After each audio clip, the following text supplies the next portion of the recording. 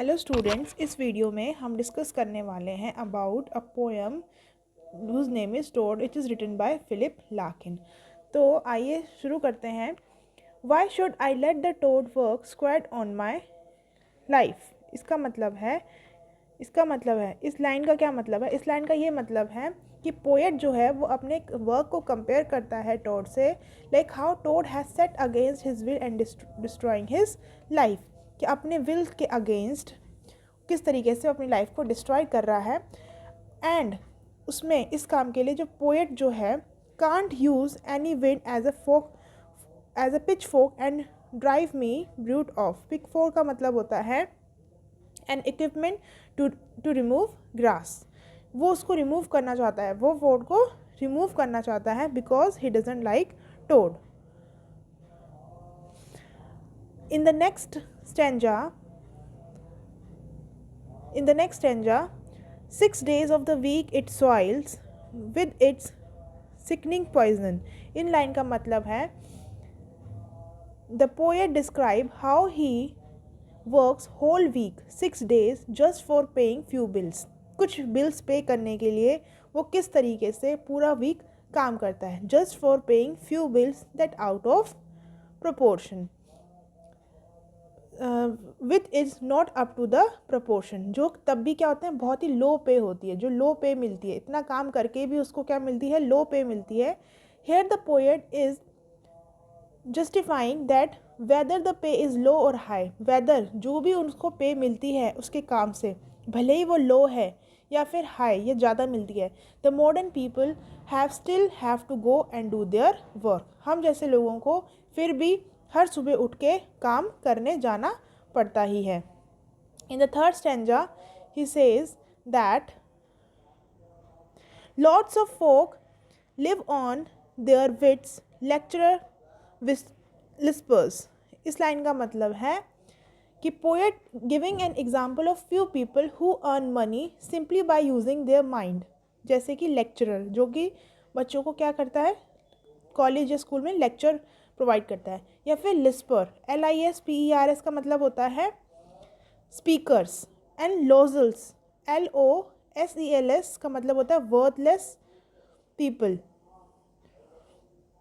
And loblolly man का मतलब होता है foolish people.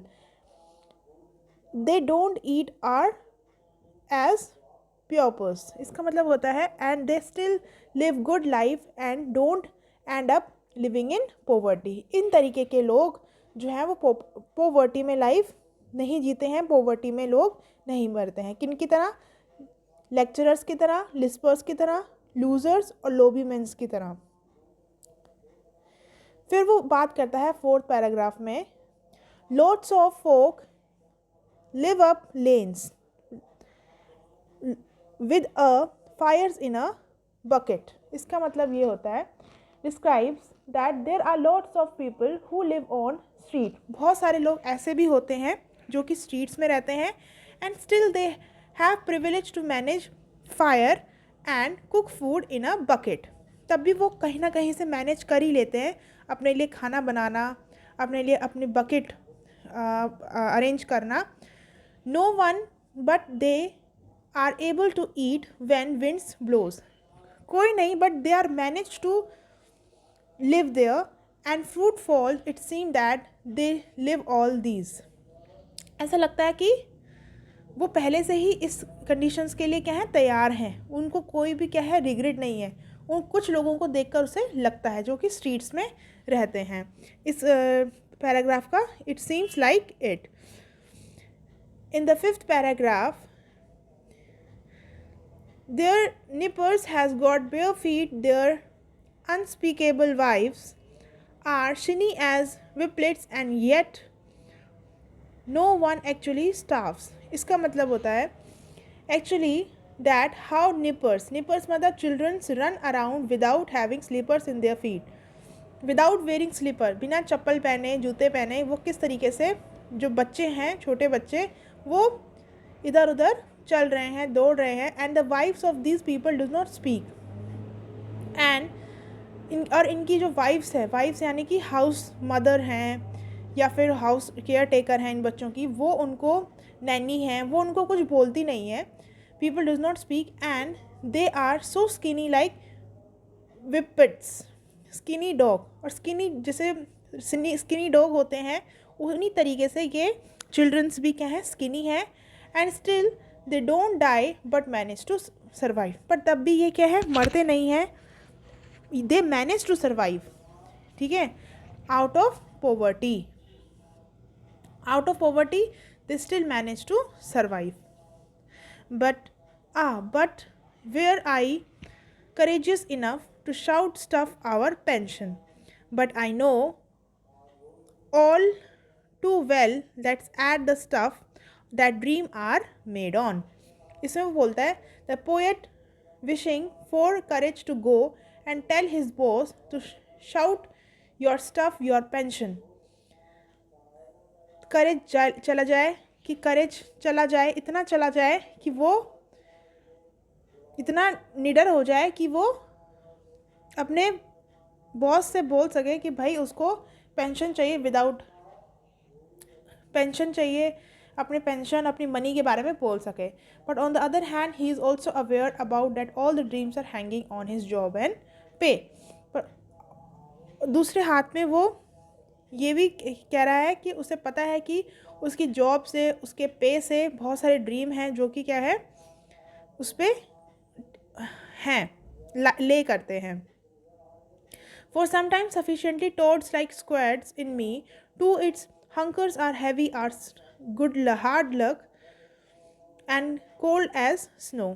Here the poet says that toads which is sat inside me is so heavy. जो मेरे अंदर का जो टोड है, मेरे अंदर भी एक, वो कहता है कि मेरे अंदर भी एक क्या है, टोड है. and it is so heavy like his leg is as heavy as his work. और उसकी जो लेग है is as heavy as his work, उसके वर्क की तरह ही बहुत हैवी है. He is using metaphor here. The poet compare his overloaded with a heavy weighted toad. वो अपना वर्कलोड को, जो हैवी वेटेड वर्कलोड है उसको हैवी वेटेड टोड से कंपेयर करता है. Also the toad is as icy as snow. It signifies that working is hard and in 6 days a week had no fun but still having to pay bills, and he still has to pay bills.